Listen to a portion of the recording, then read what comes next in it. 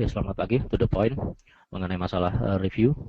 Kita melihat kemarin juga kesepakatan untuk bantuan Yunani ternyata belum cukup kuat membantu untuk penguatan euro dolar. Namun keputusan yang diambil adalah tetap membantu dalam tempo dalam waktu jangka pendek, yaitu 4 bulan ke Yunani. Hal ini sedikit banyak meredam spekulasi terhadap kekhawatiran terhadap Yunani akan keluar dari zona euro. Namun saya kira hanya jangka pendek, yaitu hanya 4 bulan. Selanjutnya ada ancaman kembali 4 bulan ke depan. Pola bantuan yang seperti apa yang diinginkan oleh negara ini kita belum tahu. Kemudian juga market juga nanti kemungkinan akan tetap bereaksi. Setidaknya pada bulan Februari tanggal 28 ini tidak terjadi fluktuasi yang cukup tajam di pergerakan euro dolar dikarenakan kesepakatan untuk bantuan jangka pendek selama 4 bulan. Kemudian kita melihat detail mengenai Eurozone PMI, terlihat di dalam chart cukup positif sebetulnya di dalam Eurozone, tidak terpengaruh dengan data-data Yunani atau masalah di Yunani. Ternyata positif. Dari PMI Composite Output Index sendiri terbaca di 53,5, angka indeks dari bulan Januari 52,6 yang merupakan angka tertinggi selama 7 bulan positif. Kemudian Flash Eurozone Service PMI Activity Index juga cukup bagus, 53,9 dari 52,7 pada bulan Januari. Juga tercatat selama 7 bulan angka tertinggi. Kemudian Flash Eurozone Manufacturing PMI terbaca di 51,1, masih berada di atas bulan Januari 51,0. Kemudian juga kita melihat dari Flash Eurozone Manufacturing PMI Output Index di 52,2 dari bulan Januari 52,1. Seluruh data-data ini juga cukup bagus. Kemudian dibandingkan dengan angka GDP juga mendukung terhadap peningkatan di bidang manufacturing, baik dari manufacturing maupun dari service. Jadi kebutuhan akan manufacturing, kemudian dari jasa-jasa juga mendukung performa dari pembacaan market dari lembaga sensus market maupun dari laporan dari GDP juga mendukung. Kemudian hal ini juga yang menahan pergerakan euro untuk saat ini masih dalam keadaan naik untuk jangka pendek. Kemudian terlihat seluruh data mengarah ke angka bagus di atas 50 yang merupakan angka ekspansi. Kemudian juga terlihat di chart telah menembus tahun 2014, harga rata-rata tahun 2014 di PMI juga berada di atas 54. Kemudian juga terlihat di GDP juga mengarah ke angka 0. Kalau kita melihat ya di atas 0,5 angka quarter. Kemudian kita melihat juga keadaan hal ini di Jerman juga terlihat merupakan angka tertinggi yang terbaik yang bisa dicapai, terbaca dari laporan market juga dari Composite Output Index di 54,3 keluar lebih di atas dari bulan Januari 53,5. Kemudian juga dari Service Activity Index yang terjadi di Jerman juga positif dari 54,0 di bulan Januari menjadi 55,5. Ini merupakan angka tertinggi selama 5 bulan terakhir. Kemudian kita melihat hanya di Jerman Manufacturing PMI yang masih tetap sama di angka 50,9 yang merupakan angka bulan Januari juga di angka yang sama. Kemudian di Manufacturing Output Index mengalami penurunan hanya sebesar 0,3 dari 52,3 menjadi 52,0 yang merupakan angka terendah selama 2 bulan terdata.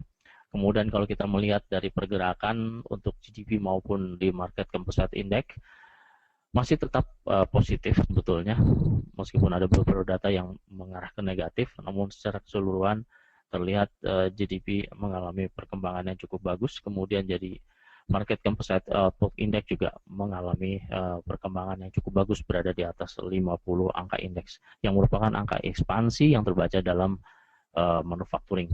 Kemudian tren yang terjadi apabila kita melihat meskipun masih berada di bawah dari tahun 2013-2014, namun hal ini juga masih mengarah ke angka tersebut, yaitu di sekitar 55 maupun ke angka 1 quarter to quarter di angka di GDP. Kemudian hal ini juga membawa pengaruh yang sama terhadap pergerakan euro terhadap US dollar.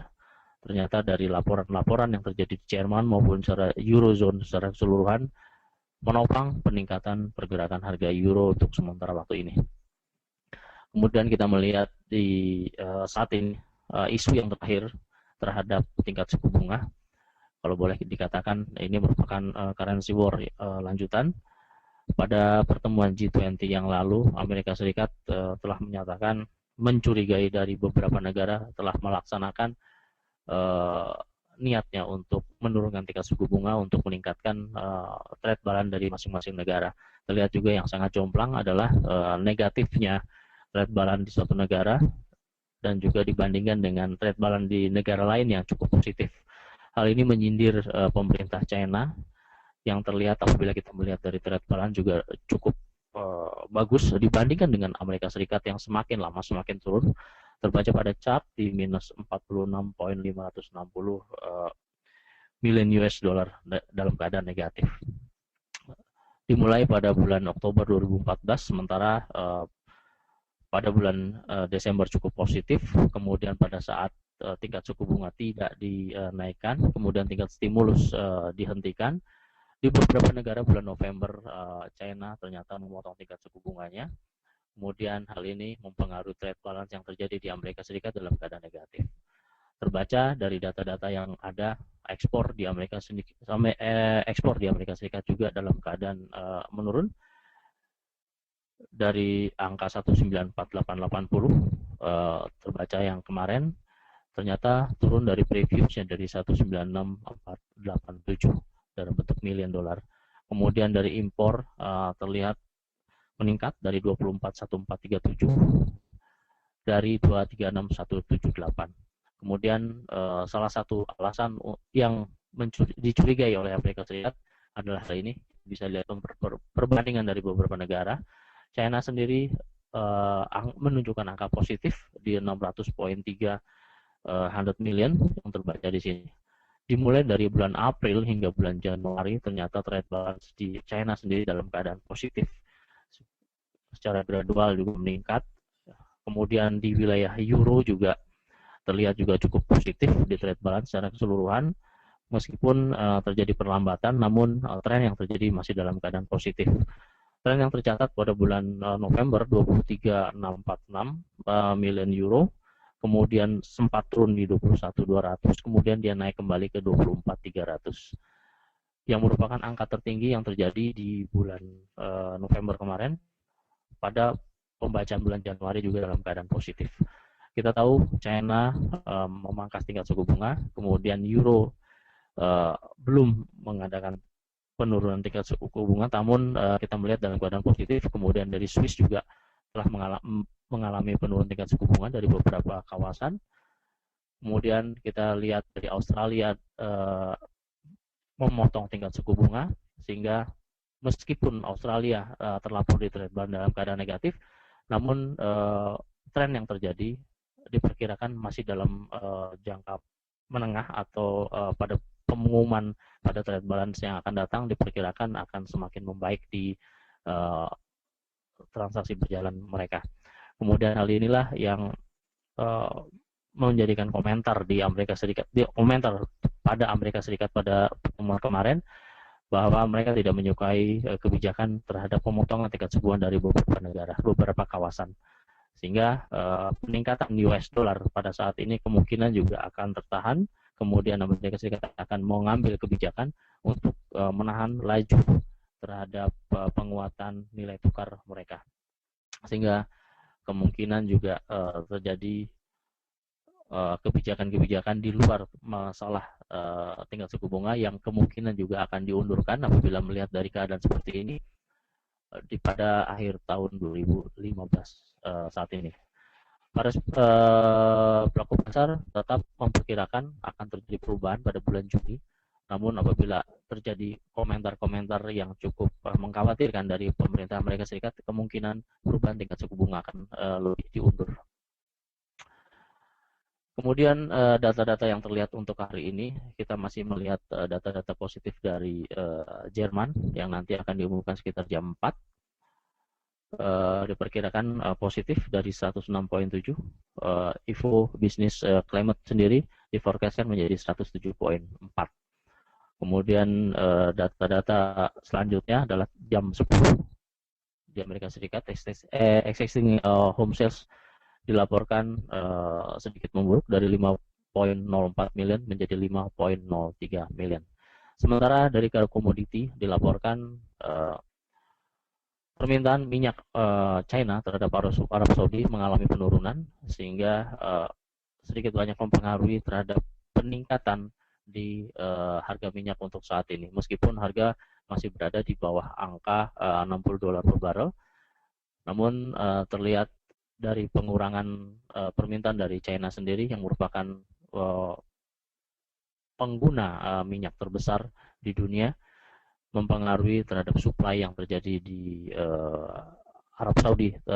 Arab Saudi ternyata masih tetap mengambil kebijakan terhadap supply yang terjadi sekarang.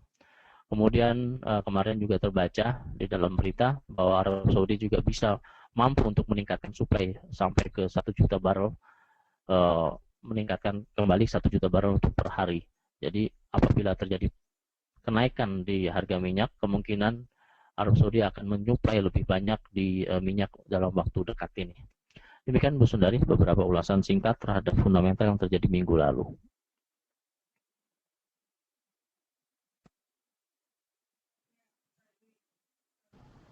Ya, Pak Dwi, dilihat memang data-datanya cukup ini ya Pak ya, dari mulai tadi Euro cukup bagus dibantu oleh data PMI dari Jerman, kemudian juga untuk data Amerika, kita fokus juga ya di minggu ini. Mungkin bisa langsung dilihat secara teknikal bagaimana nih ya, dampaknya terhadap pergerakan mata uang, dan juga nanti bisa dibahas di indeksnya ya. Ya, terlihat secara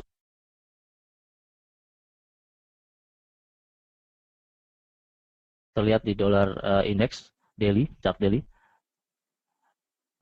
Pattern yang terjadi masih symmetrical triangle yang terjadi di sini, sementara posisi untuk 94,72 yang merupakan resisten yang terdekat kita tenggarai untuk terjadi breakout, kemudian akan terjadi kenaikan. Namun begitu, apabila kita melihat dari fundamental data di Amerika Serikat yang tidak terlalu bagus juga, lebih banyak kita mengambil angka support yang di sini ada di harga low pada tanggal 16 Februari 2015 di 93,90, menjadikan patokan ini penurunan untuk pergerakan dolar indeks. Sementara kita melihat di pound sterling sendiri, kita melihat sangat bagus untuk pembacaan teknikal Fibonacci retracement yang terbaca di sini.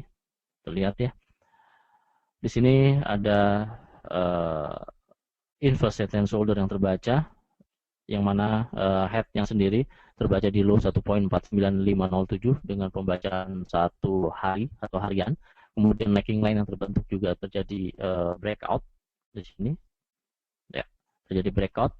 Selanjutnya, target yang teridentifikasi sendiri di 1.55075. Kemudian sebelum menyentuh ke situ, ternyata pada bulan ini kemudian terjadi penurunan kembali. Kemudian kita perkirakan untuk support yang tersentuh di sini ya, yang kita perkirakan akan terjadi yaitu di 1.52941. Kemudian pergerakan-pergerakan untuk jangka pendek di pound sterling terhadap US dollar terbaca di sini. Nah, ini dia pound sterling terhadap US dollar. Kita perkirakan untuk minggu ini ke 1.53113. Apabila pembacaan terhadap fundamental yang keluar untuk minggu ini dalam keadaan negatif, kemungkinan support ini akan tersentuh di 1.53113.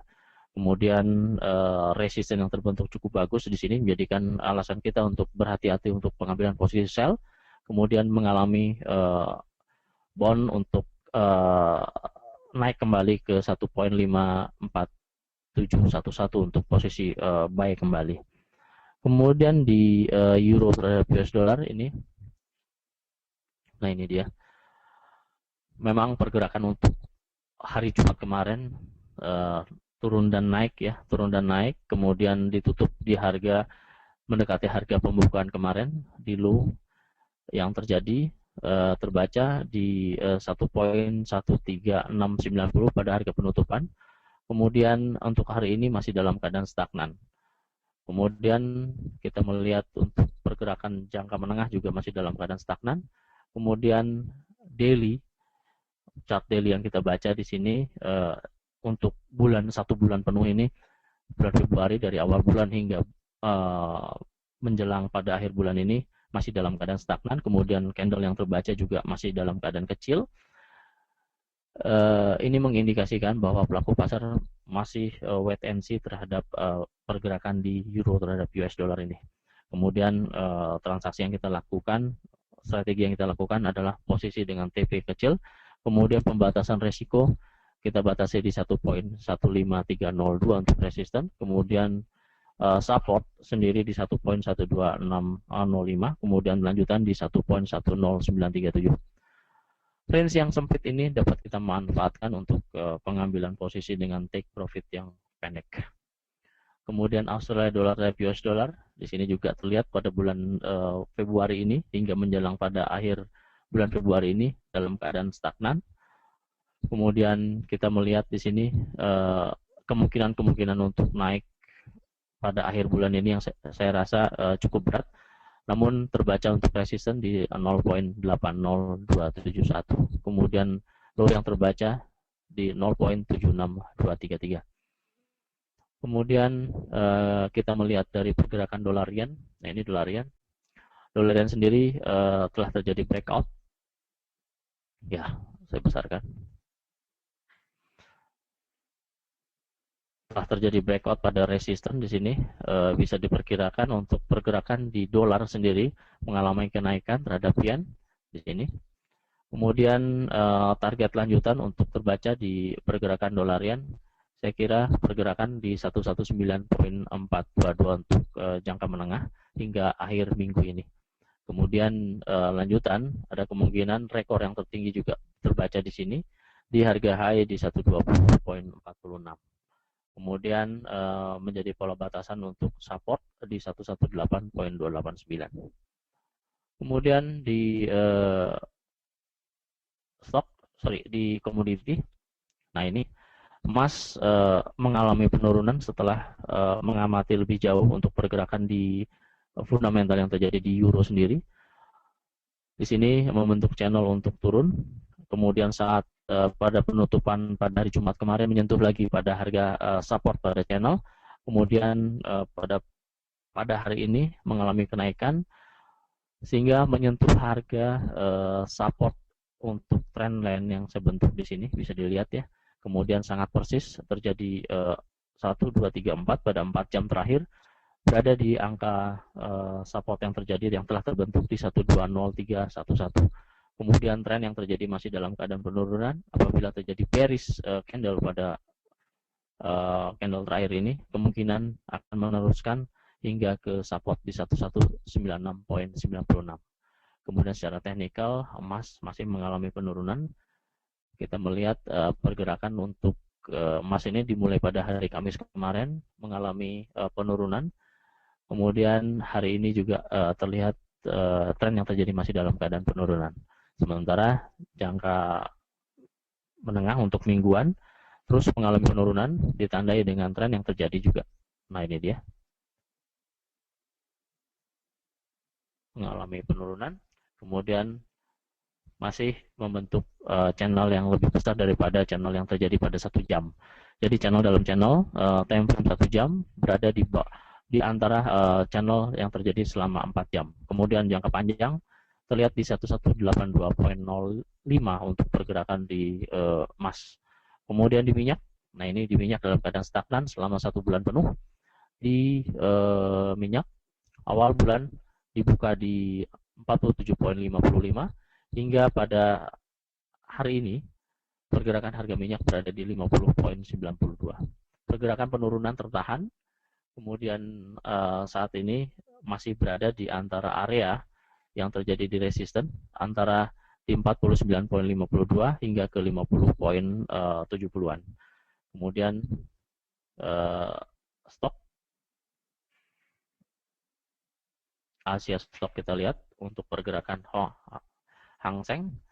Ya, Hang Seng 1 jam ini telah membentuk angka yang cukup signifikan sekitar 350 pips pergerakan harga pembukaan, kemudian harga yang terendah, kemudian saat ini terus mengalami penurunan, sehingga range yang terjadi selama 1 hari penuh yang terjadi pada hari Jumat, hari ini tanggal 17 ya, tanggal 17 ditutup langsung pada 1 jam kali ini. Kemudian kita melihat untuk jangka pendek sendiri terlihat pergerakan Hang Seng 3 candle terus mengalami penurunan, sementara perlawanan untuk 1 candle yang terjadi sekarang saya kira belum mampu untuk menempuh harga tertinggi yang terjadi pada pembukaan tadi pagi. Harga high yang terbentuk di 24.979 dirasa cukup berat untuk disentuh sementara waktu untuk jangka pendek ini. Sementara posisi yang terjadi saat ini masih dalam keadaan bearish, ditandai dengan candle bearish yang terjadi, hoodie yang terjadi pada pembukaan maupun pada penutupan pada 15 menit yang ketiga yang terjadi. Kemudian di Nikkei sendiri terus mengalami kenaikan untuk pergerakan Nikkei. Kemudian saya kira pergerakan Nikkei kita melihat dari Fibonacci sendiri, ya kita amati seperti itu. Angka tertinggi tujuan untuk peningkatan di 18911 untuk harga pergerakan harga Nikkei untuk sementara ini bullish. Demikian Bu Sandri beberapa ulasan singkat mengenai teknikal.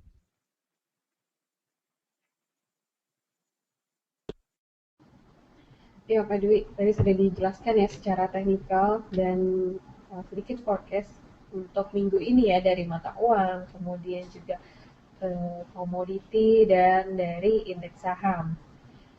Saya di sini akan membahas sedikit mengenai data yang akan keluar minggu ini ya.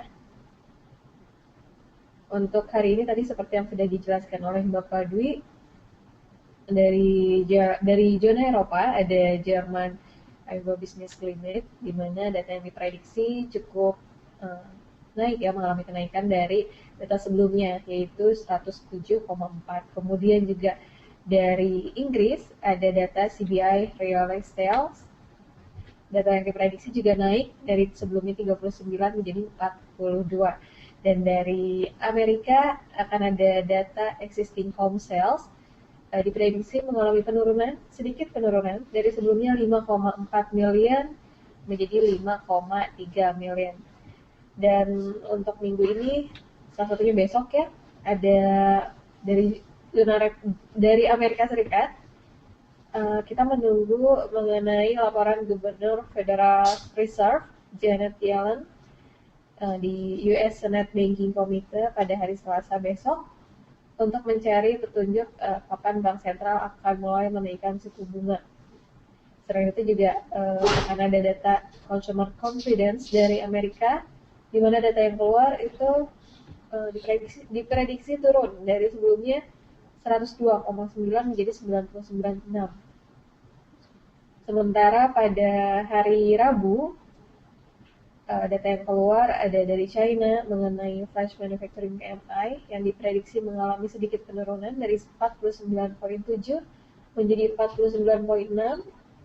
Kemudian juga ada New Home Sales dari Amerika yang diprediksi juga mengalami penurunan dari sebelumnya 481.000 menjadi 477.000.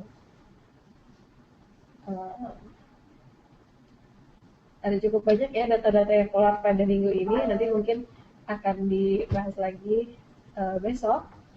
Sementara kita sudahi saja untuk morning briefing hari ini. Terima kasih atas partisipasi rekan-rekan yang telah mengikuti morning briefing hari ini. Terima kasih juga kepada Bapak Dwi yang sudah memberikan informasi kepada kita semua. Semua materi yang terdapat pada morning briefing ini hanya bersifat informasi saja dan tidak ditujukan sebagai saran untuk melakukan trading. Namun demikian, kami berusaha menyajikan berita terbaik bagi rekan-rekan semua. Sampai jumpa di morning briefing berikutnya. Selamat pagi dan selamat beraktivitas.